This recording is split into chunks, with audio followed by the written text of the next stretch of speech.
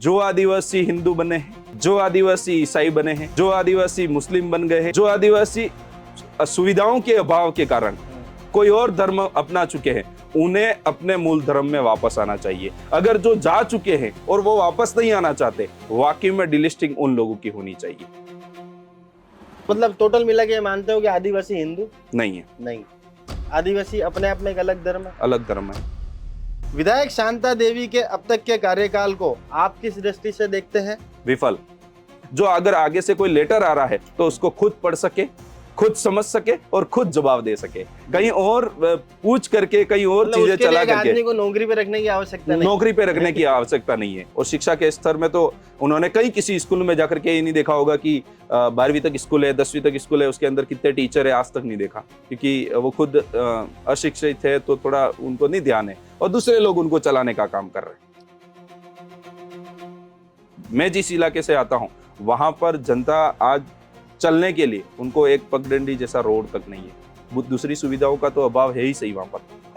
आज भी नहीं है। आज भी अगर कोई इमरजेंसी होती है तो हमारे जो इलाका है उस इलाके में हॉस्पिटल मेन रोड तक ले जाने के लिए उसको झोले में उठा करके लेके जाना पड़ता है। झोले में उठा कर? बिल्कुल। जो लोग वोट देते हैं वही लोग टिकट देने के हकदार होने चाहिए, क्योंकि आज तक जो हो रहा है, जो लोग वोट देने के हकदार है उनको कभी टिकट देने के बारे में नहीं पूछा जाता। मतलब सही है, दे दी जी, दे दी गाली। अब ये कह सकते हैं कि भाई जो आज यहाँ पर कोई ऐसी चीज हो जाती है, पद पर बैठे हैं तो उसका सम्मान तो रखना चाहिए ना। बिल्कुल रखना चाहिए। तो गलती हुई कि सही था? गलती हुई। जैसे दूसरी पार्टियों के अंदर आला कमान होता है, उसके राष्ट्रीय नेता होते हैं, प्रदेश नेता होते हैं, विधानसभा क्षेत्र के हो। एक अपन एक बार वो आला कमान को कैसे परिभाषित करते हैं? आला कमान को ये कह सकते हैं कि जो ऊपर के पार्टी के अंदर सबसे शीर्ष में जो लोग बैठे होते हैं, या फिर जो आला होता है, अपने मेवाड़ी में नहीं कहते आला मतलब गीला, आला है और उसके हाथ में कमान है, उसको आला कमान कहा जा सकता है? नहीं।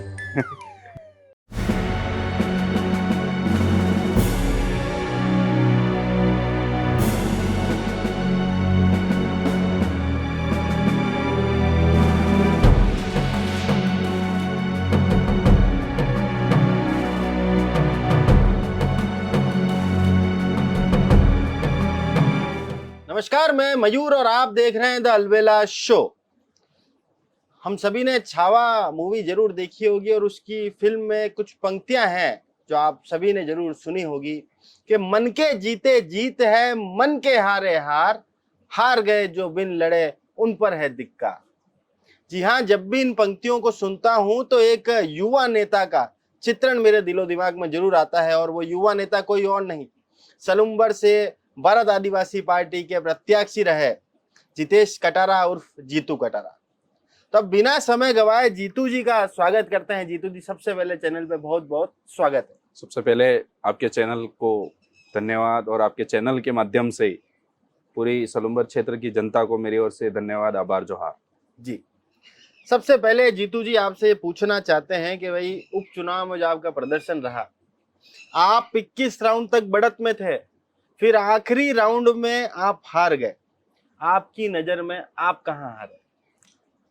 मैं जब उपचुनाव लड़ा और उपचुनाव के दौरान जब हमारा प्रचार सारी चीजें चल रही थी, और मैं जिस इलाके से आता हूं वो यहाँ की जो सत्ता सरकार है, वर्तमान में सरकार बनी, और वो सरकार पूरी वहाँ सलूम्बर के उपचुनाव में लग गई थी। और लगने के बाद पूरे इलाके के अंदर उन्होंने कहीं न कहीं बहुत जगह ट्राइबल एरिया में, अदर एरिया में तो छेदवारी करना शुरू किया। जब इस तरीके से फिर भी हमने संसाधनों के कम अभाव में, मतलब बहुत कम हमारे पास सुविधा थी, फिर भी हमने बहुत अच्छे से लड़ा चुनाव को, और पूरे जनता के दिमाग में ये चीज बिठा ली थी कि अब की बार नया चेहरा जरूर जाना चाहिए, नया जिला बना है तो उस आधार से बहुत सारी चीजें हमें विकास के रूप में देखने को मिलेगी। उस आधार से हमने पूरे बूथों पर, जो लगभग 296 से 300 के बीच में बूथ थे, सभी बूथों पर सभी राउंड में, जैसे कि आपने देखा कि 22 राउंड थे पूरे चुनाव के अंदर, तो 21 राउंड में पूरे चुनाव जीत चुका था। और अंतिम की जो लास्ट राउंड था उसके अंदर कुछ ऐसा हुआ, और उसके बाद में हमने जो देखा वो एक हम देख नहीं पा रहे थे, वैसी चीज थी। पर फिर भी हमारी रिक्वेस्ट और एक आवेदन था कि हम रिकाउंटिंग कराए, और उस समय ये चीज नहीं हुई। भाई और बाजार में तो ये भी चर्चाएं थी कि जितेश जी ने तो विजय जुलूस की पूरी तैयारी भी कर ली थी। बिल्कुल, जब हमने ग्राउंड पे रह करके मेहनत इस आधार से की थी, इस तरीके से जन समर्थन मिल रहा था, युवाओं, बुजुर्गों, महिलाओं और भाइयों बहनों का जो सहयोग था, उससे हमें ये लग गया था कि सामने से लोग कह रहे थे कि बस आप तो विजय जुलूस की तैयारी करिए, काउंटिंग तो हो जाएगी, सारी चीजें। मैंने कहा फिर भी हम लोग जो परिणाम है उसको स्वीकार करके आगे लेके जाएंगे। वो सारी चीजें तैयारी हो चुकी थी जी, मतलब शादी करने गए थे और दुल्हन ही भाग गई। यही, बस यही कह सकते हैं। जी, पर आपका जो प्रदर्शन रहा 2023 में विधानसभा चुनाव में तीसरे स्थान पर रहे, उपचुनाव में दूसरे स्थान पर, तो क्या ये संकेत है कि अगला चुनाव आप जीत सकते हैं? बिल्कुल, जनता ने और जनता के जिस आशीर्वाद से उन्होंने मानस जो बना दिया है। जी। सबसे पहले मैं 23 के अंदर बड़े जो नेताओं के सामने चुनाव लड़ा था, बहुत सारे लोग कहते थे ये 5-10 हजार पे रुक जाएंगे, पर हमने 52,000 का जो बड़ा रिकॉर्ड खड़ा करके जी तीसरा एक मोर्चे के रूप में हम खड़े हुए वहां पर। जी और उपचुनाव हुए, उसके अंदर हम और बढ़त ली, जी और बढ़त लेते हुए हम 83-84 हजार पे पहुंचे। निश्चित है आने वाले समय में हम 1 लाख वोट हासिल करके ऐतिहासिक जीत दर्ज करेंगे। जी, क्योंकि रघुवीर जी भी CWC मेंबर थे, अमृत लाल जी विधायक रह चुके थे पहले भी। अब एक सवाल यह है कि क्या नरेंद्र मीणा की बेरुखी और रघुवीर मीणा को टिकट ना मिलना बाप पार्टी के पक्ष में माहौल बनाने में निर्णायक रहा? ये नहीं कह सकते, क्योंकि जिस तरीके से उन लोगों ने उपचुनाव के अंदर, वो टिकट के दावेदार थे, उनका टिकट कट जाना, वो उनकी पार्टी का आला कमान जिस तरीके से तय किया, उनकी टिकट कटी। वो पर्टिकुलर किसी पार्टी की, जैसे नरेंद्र जी की बात कर रहे हैं, तो वो पर्टिकुलर किसी पार्टी की टिकट मांग रहे थे और नाराज हुए, बहुत सारी चीजें हुई, उनको मना दिया गया वगैरह। और रघुवीर जी की जो टिकट कट गई, वो एक संकेत ये नहीं कह सकते, पर जनता ने जो ये चीज ठानी कि एक बहुत बड़ा व्यक्ति है जो जिनको टिकट नहीं मिला है। पर आज इस इलाके के अंदर अगर तीनों कैंडिडेट में से अगर देखा जाए, तो हमारे बीच में उठने बैठने वाला हमेशा ये व्यक्ति है, और इसको आगे बढ़ाया जाए, ऐसा उन्होंने आभास किया था जरूर। जी, मतलब इन दोनों का कोई रोल नहीं रहा है? बिल्कुल नहीं रहा। पक्की बात है? बिल्कुल दिल पे हाथ रख के कह सकते बिल्कुल हैं? बिल्कुल।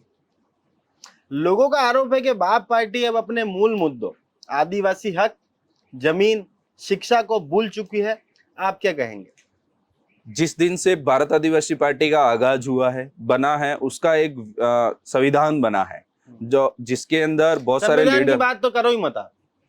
जी मतलब संविधान तो आप लोगों ने पहले एक पार्टी बनाई थी BTP, बिल्कुल। उसमें संविधान आड़े आ रहा था कि भाई एक व्यक्ति एक बार ही चुनाव लड़ सकता है, तो आपने संविधान ही बदल दिया। उस समय जब वो पार्टी थी, उस समय ये था कि गुजरात से जो पार्टी लाए थे यहाँ पर, वहां राजस्थान के अंदर जो एक निर्णय समिति बनी थी, उसके अंदर ये कहा गया था कि हम लोग इस पार्टी को, आपका सिंबल, आपकी पार्टी का नाम हम ले जा रहे हैं, राजस्थान में हम हमारे आधार पर चलाएंगे। तो कुछ लोग उसके अंदर दो गुट बन गए, उसकी वजह से वो चल नहीं पाया, तो उसको छोड़ना पड़ा।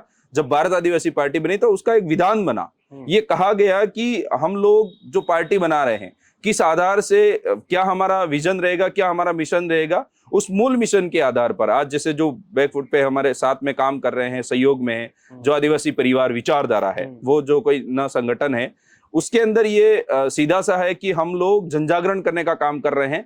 ये जो भारत आदिवासी पार्टी का विधायक बनना, सांसद बनना एक बोनस के तौर पे है।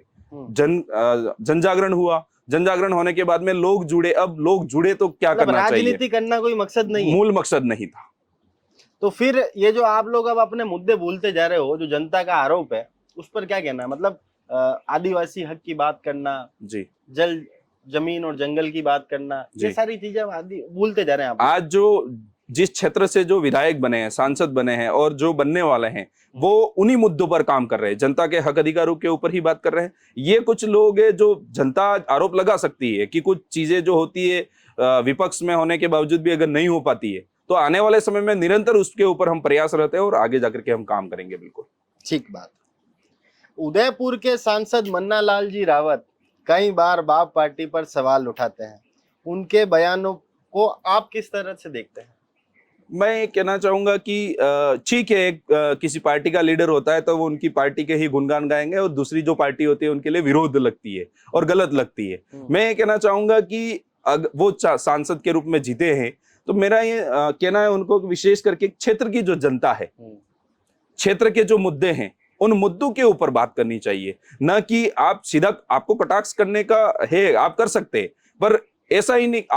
आपने देखा होगा कि कहीं पर भी उन्होंने टीवी के माध्यम से कई इंटरव्यू में कहा होगा कि पहला उनका मुद्दा जो होता है वो कह करके दूसरा उनका जो टॉपिक होता है सीधा बाप पार्टी ही होता है। तो ये आपने देखा होगा। मैं ये उनसे कहना चाहूंगा कि आप जिन मुद्दों को लेकर के संसद के प्रत्याशी थे, तब जाकर के उसमें जो मुद्दे रखे थे जनता के सामने, उसके लिए आप काम करिए। बाप पार्टी तो अपना काम कर रही है। उनका तो ये कहना है कि बाप पार्टी के द्वारा पैंथर भी छोड़े जाते हैं जंगलों में।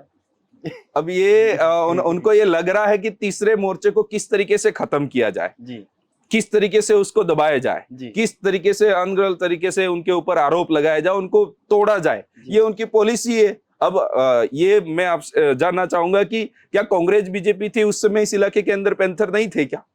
बाप पार्टी आई तो उनके ऊपर छील छाप मार करके पैंथर को छोड़ा गया, के ऊपर छाप लगी हो बाप पार्टी। हाँ, ये उनका आरोप है। तो ऐसा बाप तो है। भी जय जोहार कर रहा हो। हाँ बिल्कुल, ऐसा उन्होंने कहीं देखा होगा, सील छाप देखी होगी, तब जाकर के वो बोल रहे होंगे, पर हमने तो ऐसा कहीं नहीं देखा। अच्छा, अब एक बात बताओ कि कई बार आप लोगों पर आरोप लगता है कि भाई धर्मांतरण की राजनीति आप लोग करते हैं जी, तो क्या वाकई में आदिवासियों को धर्मांतरण की ओर धकेलने का काम बाप पार्टी करती है? नहीं, बिल्कुल नहीं। मैं इस बात से ये कहना चाहूंगा कि मैं जिस विचारधारा से जुड़ा हूं वहां से हमें ये सिखाया गया कि हमारा जो मूल धर्म है, हमारी जो कुदरत को मानने का, जो कल्चर को मानने का, हमारी जो संस्कृति है, जो वेशभूषा है, जो सारी चीजें हैं, उनको हम नहीं भूले। वो हमारा मूल धर्म है। आज आदिवासी जो है वो जिए और जीने दो में विश्वास रखते हैं। आज ये जो प्रकृति है, आज जो पेड़ पौधे, जीव जानवर जो है और जंगल है, उनको सबको नष्ट नहीं होने देना, ये हमारा मूल धर्म है। अगर यही चीजें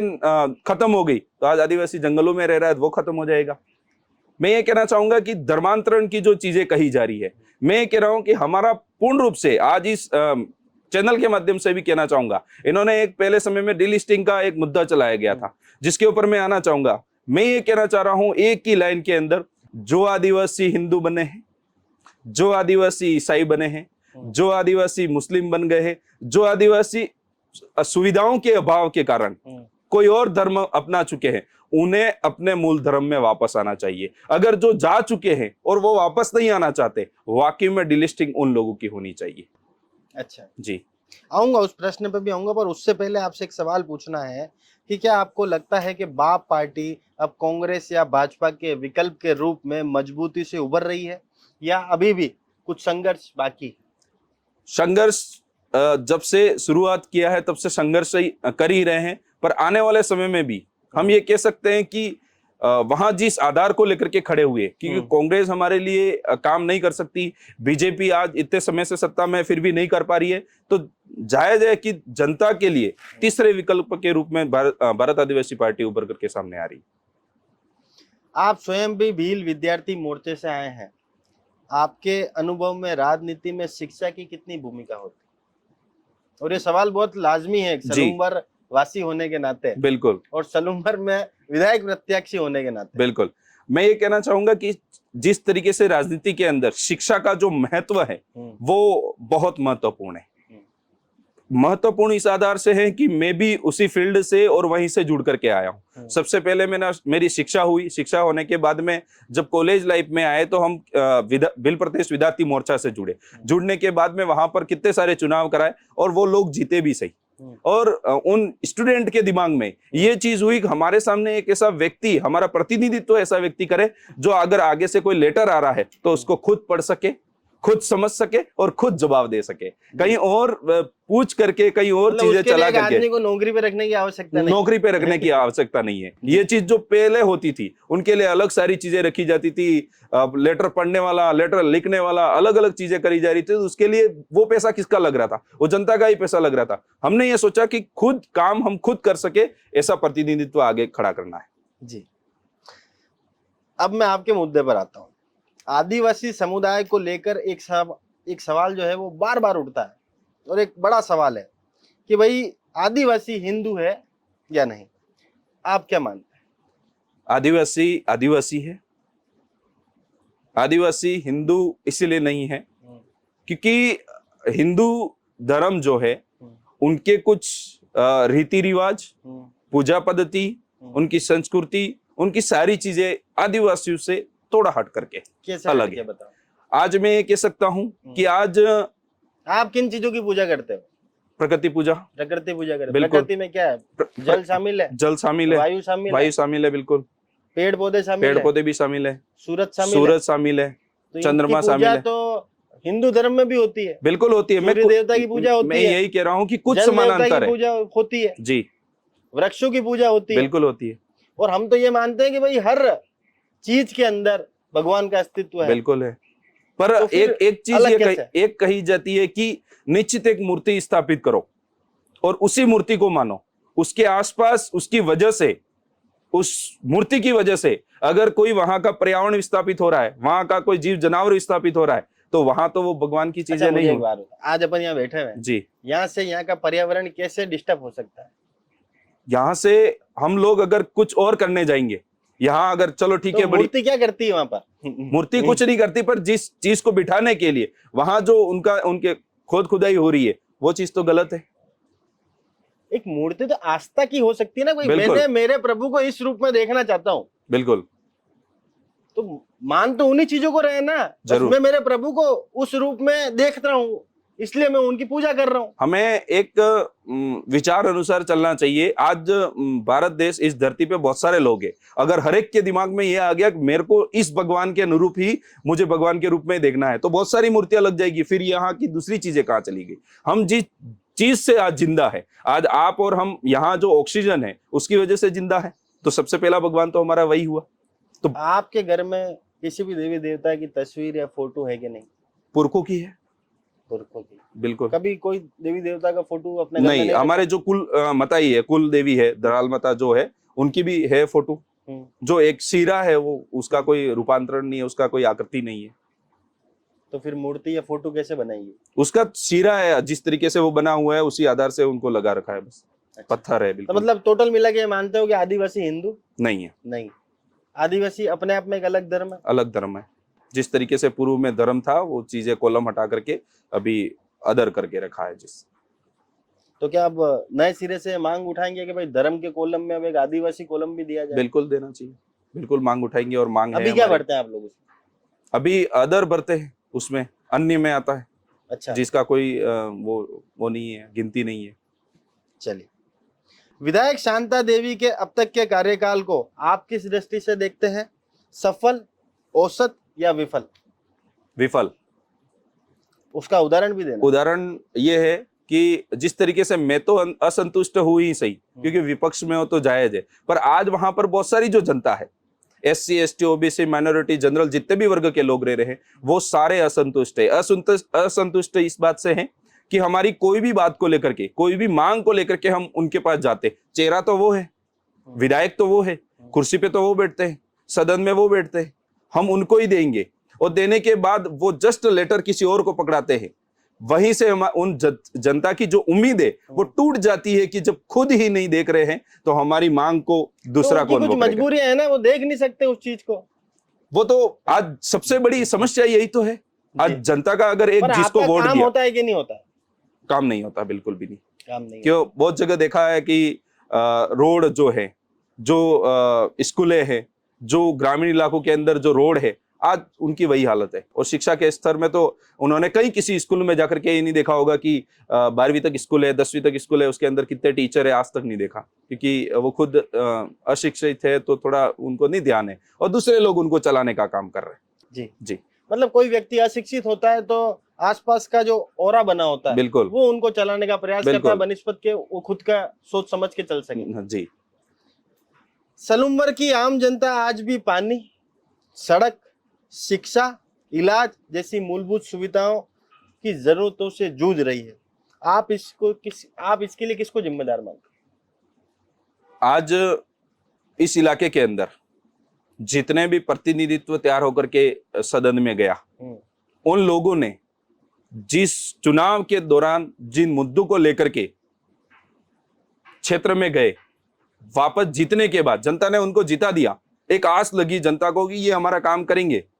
फिर उसके बाद में जो जनता के प्रति जवाबदेही थी, उसके प्रति उन्होंने कोई भी अपना जिम्मेदारी नहीं निभाई।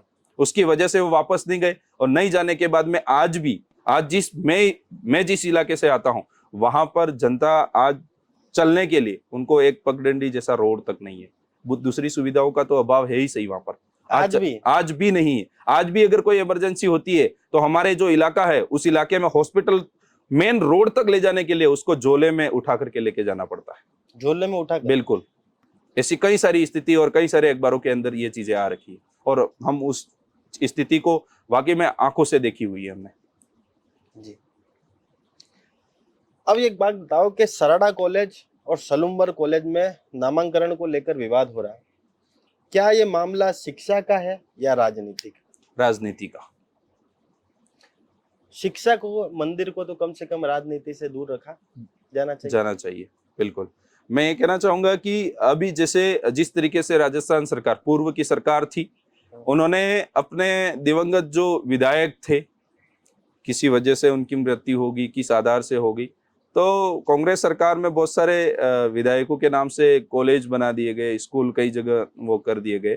तो अभी जो राजस्थान सरकार बीजेपी भाजपा की सरकार है, उनका भी एक राज्य सरकार का ऐसा आदेश निकाला है कि वहां अपने क्षेत्र में जो विधायक जिनकी मृत्यु हुई है, जिन्होंने कार्यकाल में अपने मृत्यु हुई है, अपने जीवन को गंवाया, तो उनके नाम से कोई ऐसा भवन होना चाहिए। मेरा एक सवाल है, पूर्व में भी होता आया था तो फिर अभी हो रहा था, तो क्या आपत्ति क्या थी उसमें? आपत्ति ये है कि एक जो क्षेत्र है, सबसे पहले मैं कहना चाहूंगा दिवंगत जो विधायक थे उनका जो ब्लॉक आता है वो सेमबारी आता है और पर्टिकुलर सेमबारी ब्लॉक खेरौड़ा विधानसभा क्षेत्र के अंदर आता है। तो उनका जो कार्यभार क्षेत्र है वो तो सलूम्बर है ही सही, पर मैं ये कहना चाहूंगा जो राजकीय स्नातकोत्तर महाविद्यालय सराड़ा जो है, वहां उसका नाम पहले से मांग उठ चुकी है। जो बिल प्रदेश विद्यार्थी मोर्चा था उनके माध्यम से ही वो मांग उठ चुकी है कि वहां उस कॉलेज का नाम राणा पुंजा बिल होना चाहिए, नहीं हो सके तो बाबा साहब अम्बेडकर होना चाहिए, नहीं हो सके तो वीरबाला कालीबाई होना चाहिए, अन्य नाम होने चाहिए। मतलब आपकी पसंद का नाम हो तो चलेगा, बाकी विरोध करोगे? हमारी पसंद ही नहीं, वहां की जनता कहना चाहती है। भाई आज वो जो कॉलेज सरकार की प्रॉपर्टी है, सरकारी है, किसी एक सरकार की तो है नहीं। और तो वो सरकार तो रख रही है ना नाम, एक सरकार है, जो एक सरकार है वो सरकार अकेली नहीं चल रही। आपकी कभी सरकार आएगी नहीं? आएगी, बिल्कुल आएगी। सत्ता में हम विपक्ष में रह करके हम किसी को सहयोग भी करेंगे उस समय। वो सरकार जिसको बैठना होगा वो हमारा सहयोग लेगा। कभी राजस्थान में सत्ता में आओगे कि नहीं? नहीं, वो तो आने वाला समय ही बताएगा जी। अच्छा, मतलब इसलिए आप चाहते हो कि शिक्षा का जो मंदिर है वो राजनीति से नहीं जुड़े, दूर रहे। जी। जाजम व्यवस्था की बात अक्सर की जाती है, आप इसे कैसे परिभाषित करते हैं और क्या यह आज भी राजनीति में प्रासंगिक है? जाजम व्यवस्था जो है, मैं थोड़ा उसके बारे में विस्तृत से बताना चाहूंगा कि इसको हम जनप्रतिनिधि सिलेक्शन प्रणाली कहते हैं। जो जाजम व्यवस्था जाजम के द्वारा आती है, वहां से उठ करके एक प्रतिनिधित्व तैयार किया जाता है।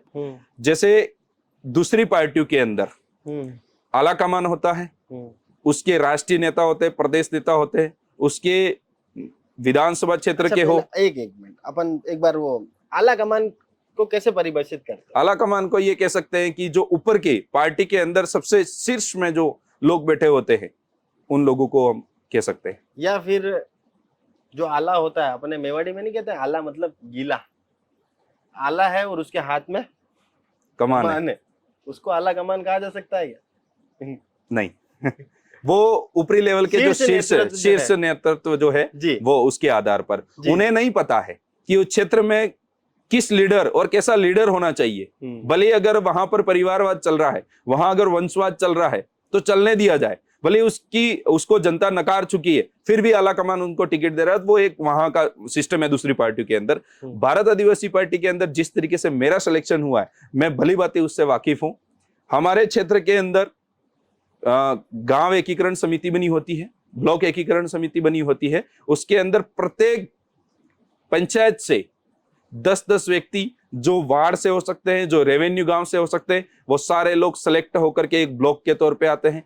ब्लॉक में, विधानसभा में जितने भी ब्लॉक होते हैं उनको सबको शामिल किया जाता है। उन सारे लोगों को बिठा करके आम राय से ये वो कराया जाता है कि भाई कौन कौन चुनाव लड़ने वाला है हमारे बीच में। पहले तो ये पूछा जाता है कि कौन कौन लड़ना चाहता है, तो बहुत सारे लोग लड़ने वाले होते हैं। फिर उसके बाद में कौन व्यक्ति दूसरे लोगों के, जो दूसरी पार्टी है उसके बीच में फिट बैठ सकेगा, उस आधार से उसका चयन होता है। वोटिंग सिस्टम होती है। वोटिंग होने के बाद में ऐसा कहा जाता है कि जो लोग वोट देते हैं वही लोग टिकट देने के हकदार होने चाहिए।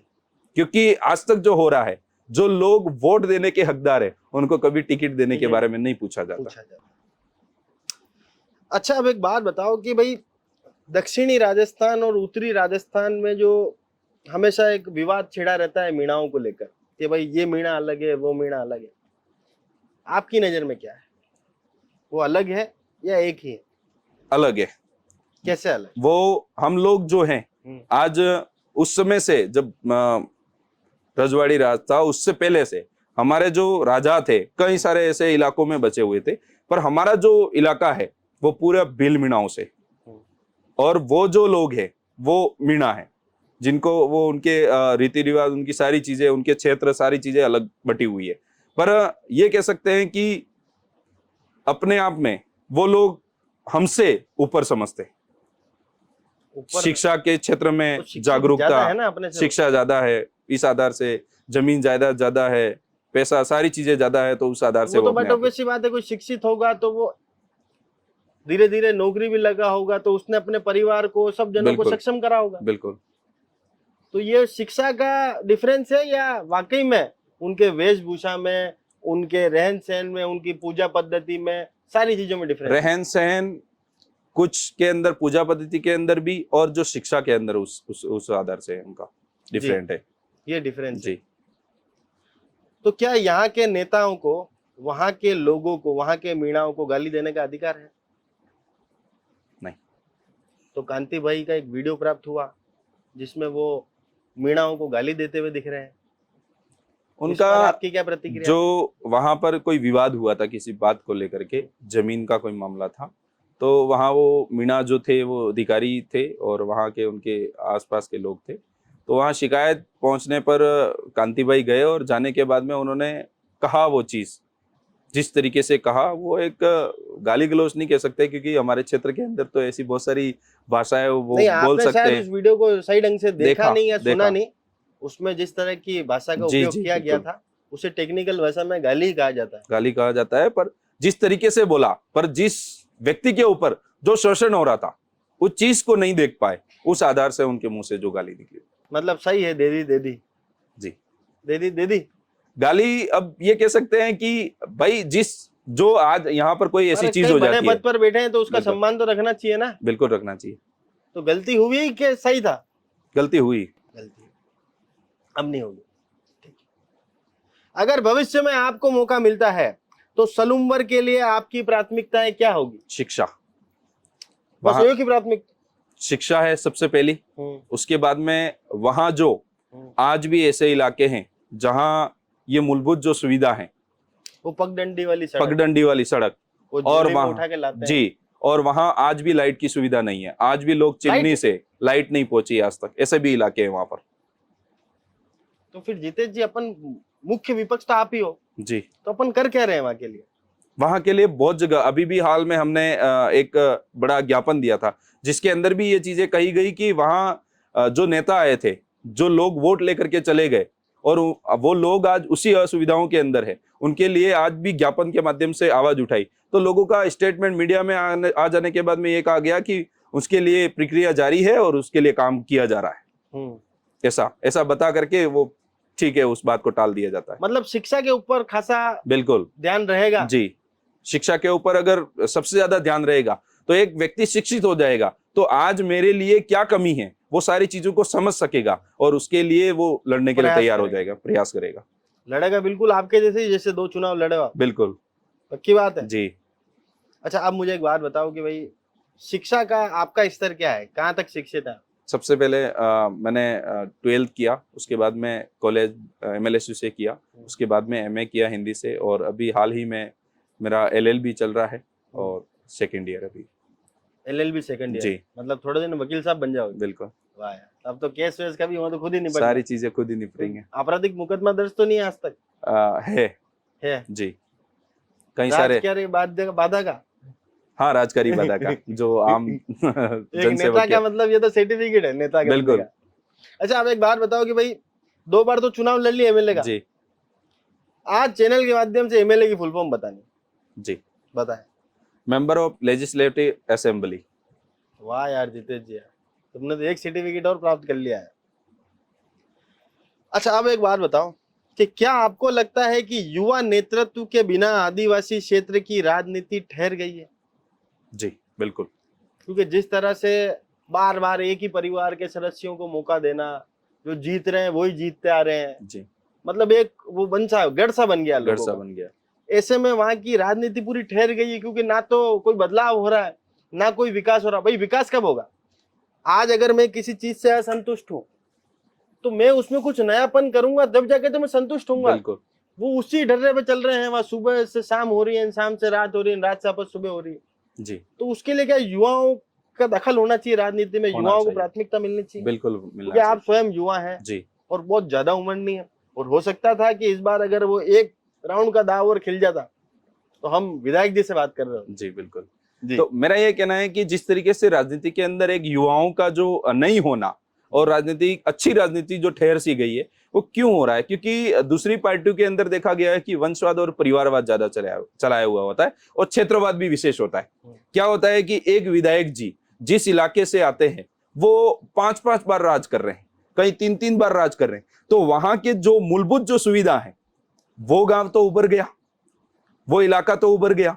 अगर उसी तरीके से हम ये कहना चाहते हैं कि अगर वही विधायक जी अलग अलग क्षेत्र में अगर बने होते, चलो 2-2 बार भी बने होते, तो कम से कम वहां की जो सड़कें हैं, वहां की जो स्कूलों की सुविधा है, वहां की जो आने वाली पीढ़ी है, वहां के जो आज आर्थिक स्थिति जो पिछड़े हुए लोग हैं, उनकी स्थिति आज सही हो चुकी होती। इसीलिए फेरबदल होना चाहिए, क्योंकि कांग्रेस और बीजेपी के अंदर हमेशा से देखा गया है वंशवाद और परिवारवाद पे ही चलता है। जी इसी आधार से आज युवा जो है, आज देखा गया होगा आपने राजस्थान सरकार जिस तरीके से बहुत सारे ऐसे युवा गए हुए हैं, बहुत सारे ऐसे युवा है जो आज उदाहरण के तौर पे पेश होते हैं, वो उन चीजों को समझते हैं, वो कहीं बड़े घरानों से नहीं आए। बहुत सारे ऐसे लोग हैं जो उनका पॉलिटिकल के अंदर पीछे जो परिवार है उनका कोई वो नहीं रहा, कनेक्शन नहीं रहा, पर वो धरातल पे लड़े और सारी समस्याओं को समझे, आंखों देखी, फिर जाकर के उन्होंने प्रतिनिधित्व संभाला, तो आज वो उसके लिए काम कर पा रहे। इसीलिए युवाओं का होना बहुत जरूरी है। जितेश जी की शादी हुई कि नहीं हुई? हो गई। हो गई। बच्चे हैं? नहीं, अभी हुई है एक। अभी हुई। बच्चे होंगे तो बच्चों को राजनीति में तो नहीं उतारोगे? नहीं, वो उनके लिए पढ़ाई के लिए, उसके बाद में उनका जिस तरीके से मानस जो होगा, उनका इच्छा हो। राजनीति में अगर आ भी जाए तो पिताजी सहयोग तो नहीं करेंगे टिकट दिलाने? वो उस समय की बात है। तो फिर परिवारवाद में आप कैसे पीछे रह गए? फिर तो आप भी परिवारवादी कर रहे हो। वो तो आने वाले समय में, मेरा आज का जो मानस है वो राजनीति में लाना नहीं है, सबसे पहली बात। और फिर आना भी चाहे तो वो तो क्षेत्र की जनता उस समय की बात रहेगी। जी, आपका संदेश उन मतदाताओं के लिए जो आपको लगातार समर्थन दे रहे हैं लेकिन अभी भी बदलाव की राह देख रहे हैं? मेरा विशेष करके उन सभी मतदाताओं को एक मेरा ये संदेश है कि मैं कह सकता हूं कि आपने जिस तरीके से मुझे जो आस और उम्मीद और एक संबल दिया है इतनी भारी वोटों के मात्रा में, तो मैं ये कह सकता हूं कि आप जुड़े रहिए।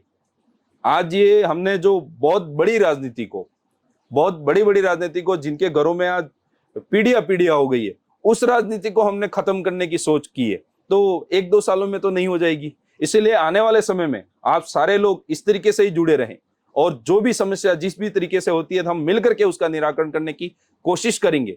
आज आप जुड़े रहते हैं तो आने वाले समय में, इसी आज से मैं भी आपके विश्वास पे लड़ रहा हूं कि आने वाले समय में एक बहुत बड़ा बदलाव होगा। मतलब अभी तो पौधा रोपा है जी, एक दाना फल आवा दो, बिल्कुल आएगा। फल आई जाए बच्चा तोड़ने खा दो बस। जी ठीक है दादा। अब एक रैपिड फायर राउंड है जिसमें यह है कि 5-6 सवाल है जिनका आपको 5 सेकंड के अंदर 2 में से एक जवाब देना है और 5 सेकंड में ही देना है। जी ठीक है, चालू करूं? जी। जीतू कटारा किस नेता की स्टाइल ज्यादा पसंद करते हैं, राजकुमार रौत या नरेश मीणा? राजकुमार रौत।